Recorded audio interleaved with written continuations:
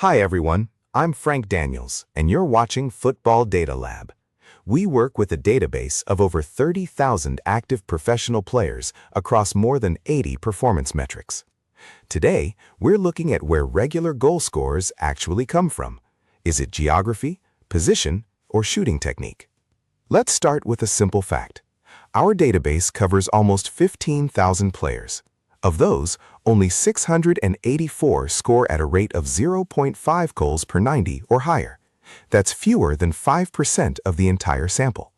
The other 95% either play supportive roles or simply never hit that threshold consistently. Goals in football are rare, and the players who score them regularly are rarer still. That raises a very specific question. What separates those few from everyone else? Is it the league they play in, their position on the pitch, or which foot they strike with? Okay, we've established the scale of the problem. Now let's look at the geography, how the share of regular goal scorers breaks down across. We've established who scores more often. Now the question is, where do you find the most of these players? Across a sample of almost 4,500 players, the picture is surprising. Norway and China top the list. In those leagues, the share of players hitting 0.5 goals per 90 or above is noticeably higher than in the top competitions. One explanation is the quality of defenses. In less competitive leagues, attacking players get more space and time on the ball, and that converts directly into goals.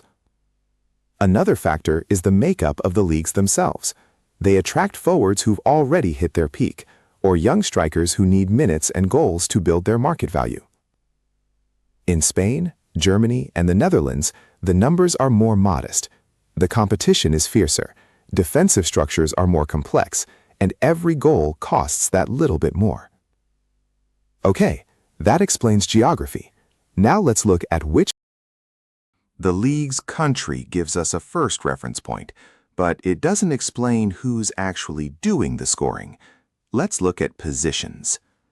Out of nearly 5,000 players in the sample, the ones consistently scoring, meaning more than half a goal per 90, are primarily strikers and wide forwards. No surprise there.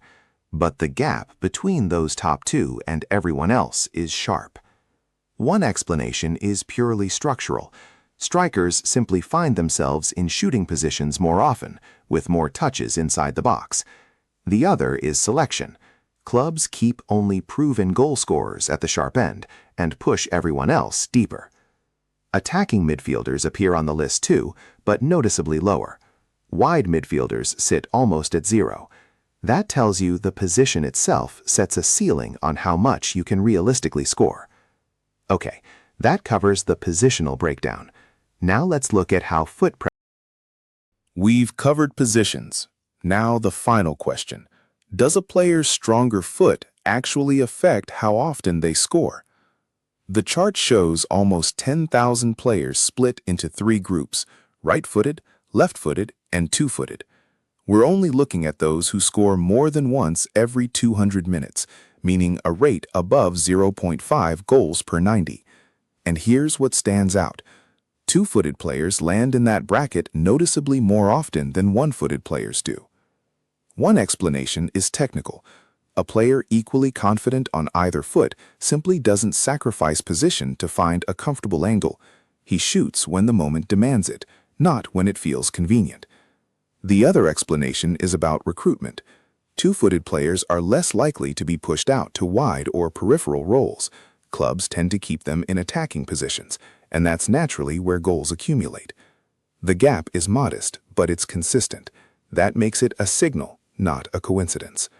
If this kind of analysis interests you, subscribe, and we'll be back in a few days with more breakdowns from the same dataset.